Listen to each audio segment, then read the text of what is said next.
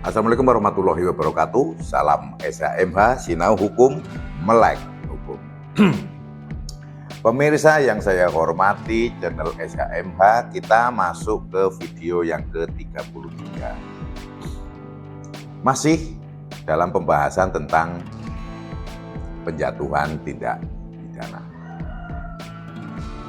Pasal 71 saya sampaikan, ayat 1, jika seseorang melakukan tindak pidana yang hanya diancam dengan pidana penjara di bawah 5 tahun, sedangkan hakim berpendapat tidak perlu menjatuhkan pidana penjara, diancam maksimal 5 tahun, namun hakim berpendapat tidak perlu menjatuhkan pidana penjara setelah mempertimbangkan tujuan pemidanaan dan pedoman pemidanaan sebagaimana dimaksud dalam pasal 51 sampai dengan pasal 54, orang tersebut dapat dijatuhi pidana denda. Intinya, hakim mempertimbangkan dan ancaman hukumannya ini di bawah 5 tahun, maka putusannya adalah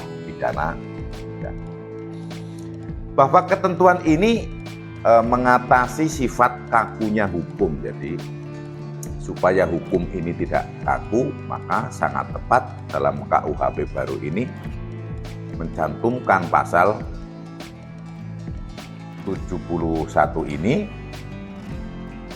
sehingga tidak seolah-olah hakim itu wajib memenjarakan orang, seolah-olah hakim itu wajib memenjarakan orang, baru dikatakan adil. Kalau tidak memenjarakan, maka katanya hakim tidak adil. Ini kan banyak yang sering ada komentar-komentar seperti itu. Namun dalam sistem hukum kita, apalagi ini dibuat oleh kita sendiri, hukum nasional, bukan lagi hukum warisan kolonial, sebagaimana telah saya sampaikan pada video-video terdahulu, sehingga dalam KUHP baru ini menghindarkan pemenjaraan terhadap orang dalam waktu yang pendek. Atau juga bisa dikatakan lain, dengan kalimat yang lain, tidak menghindarkan untuk orang-orang yang sebetulnya kesalahannya tergolong ringan, dibuktikan dengan ancamannya itu di bawah 5 tahun, itu masuk penjara. Seperti saya sampaikan, penuh penjara itu, dan boros untuk biaya perawatan dan pembinaan, makannya, kesehatannya, kegiatan-kegiatan yang lain. Maka dalam KUHP ini menyampaikan orang tersebut dapat dijatuhi pidana denda. Dendanya kemana? Masuk ke negara. Bukan dendanya untuk hakim, bukan dendanya untuk jaksa, bukan dendanya untuk penuntut umum, bukan dendanya untuk APH penyidik, bukan. Kalau sudah diputus, dendanya adalah masuk ke negara.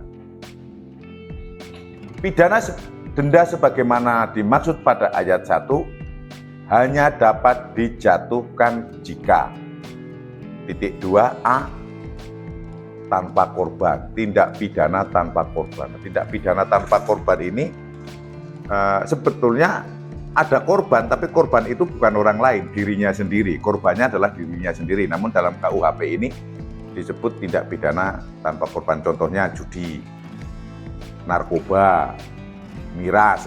Namun miras juga termasuk narkoba, karena narkoba itu adalah narkotika, psikotropika, dan bahan-bahan berbahaya atau obat-obat berbahaya lainnya, sehingga masuk.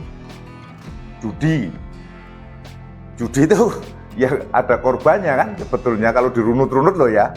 Namun ini korban tidak secara langsung. Kalau misalnya penganiayaan itu kan korbannya langsung. Kalau judi kan korbannya ya keluarganya, anaknya, ya kan, istrinya, karena uang yang semestinya untuk belanja malah untuk judi. Dan kepada penonton SHMH, hindari betul yang namanya judi, karena tidak ada orang yang menang judi. Semua pasti kalah. Andaikan menang itu sekali dan uangnya itu nggak jelas. Yang menang kalau judi itu bandarnya. Tapi saya dalam hal ini, pokoknya kalau yang pemain itu 99% kalah lah, kecuali bandarnya. Tapi saya dalam hal ini tetap tidak menyarankan untuk jadi bandar judi. Cari profesi yang lain. Namun itu termasuk menurut saya adalah kategori tindak pidana yang tanpa korban. Korban tidak mempermasalahkan. Nah, yang B, korban tidak mempermasalahkan. Ini kalau contoh kasusnya ya sering terjadi di perkara-perkara pencurian kalau yang sering kan. Nah, setelah warga masyarakat misalnya maling kecil-kecil, maling ayam, maling buah, maling pisang gitu kan. Memang pada saat belum tertangkap, belum ditangkapnya pelaku ini marah kan, jengkel gitu kan. Namun setelah ditangkap, ternyata karena kebutuhan perekonomian yang sangat urgent, dia tidak punya penghasilan, akhirnya korban ini ya sudahlah tidak mempermasalahkan. Nah, ini salah satu contoh kasusnya. Atau mungkin perkara-perkara yang sudah ada penyelesaian secara perdamaian. Ini hakim, perbuatannya kan tetap diputus oleh hakim nih, mau bersalah atau tidak. Namun yang kayak gini termasuk yang kategori dapat untuk tidak memberikan putusan pidana penjara, diganti dengan pidana denda. Bukan pengulangan tindak pidana, bukan residivis. Di video yang sebelum ini silakan. Maka dari itu rekan-rekan SHMH ikuti video dari pertama sampai terus berlanjut, karena SHMH membahas pasal per pasal dan saya upayakan sedetil mungkin agar bisa dipahami dan dengan bahasa yang mudah dipahami, bukan bahasa yang mengajar di kelas atau apa itu kan formal banget, enggak. Itu saya pikir malah sulit itu dipahami, tapi dengan bahasa keseharian yang mudah, menurut saya mudah dipahami, dan saya akan berupaya ke sana.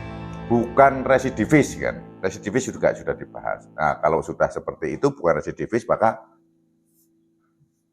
pidananya diupayakan untuk denda.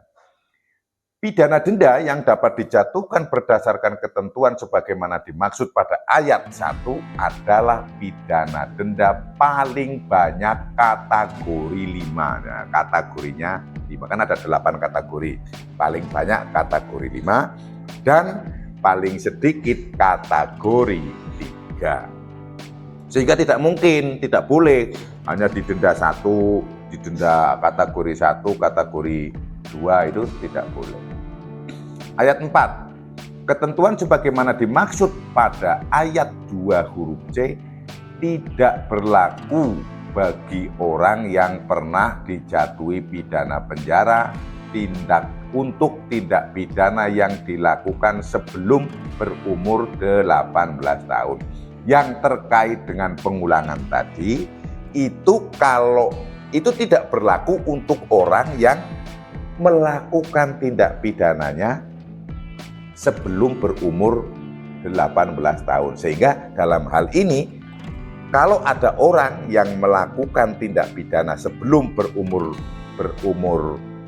18 tahun dan selanjutnya ada permasalahan hukum lagi, maka itu tidak tergolong dalam yang pengulangan tadi. Maka dapat dikenakan pidana denda, karena aturannya adalah demikian. Yang dilakukan sebelum berumur 18 tahun, kemudian setelah 20 tahun atau 19 tahun ada masalah lagi yang ringan tadi, yang di bawah 5 tahun, ini tidak digolongkan sebagai pengulangan oleh pasal dan ayat 4 ini. Kemudian Bapak, ketentuan-ketentuan baru yang dalam kitab undang-undang hukum pidana, termasuk ketentuan-ketentuan yang diatur di pasal 71 ayat 4 ini termasuk hal-hal yang baru ya.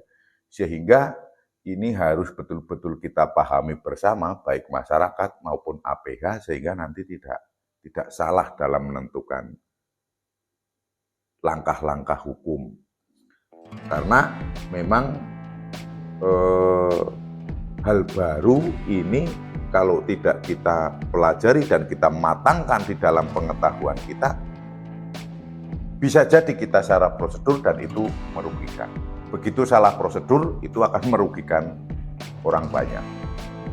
APH-nya, penyidiknya, penuntut hukumnya, hakimnya, kemudian terdakwa sendiri atau korban juga bisa dirugikan. Maka mari kita mencerdaskan kehidupan bangsa kita dengan salah satunya adalah mempelajari hukum nasional kita. Demikian yang saya sampaikan.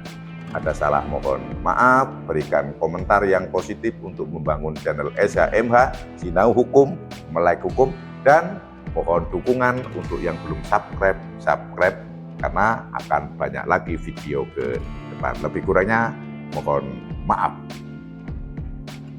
Wassalamualaikum warahmatullahi wabarakatuh. Terima kasih.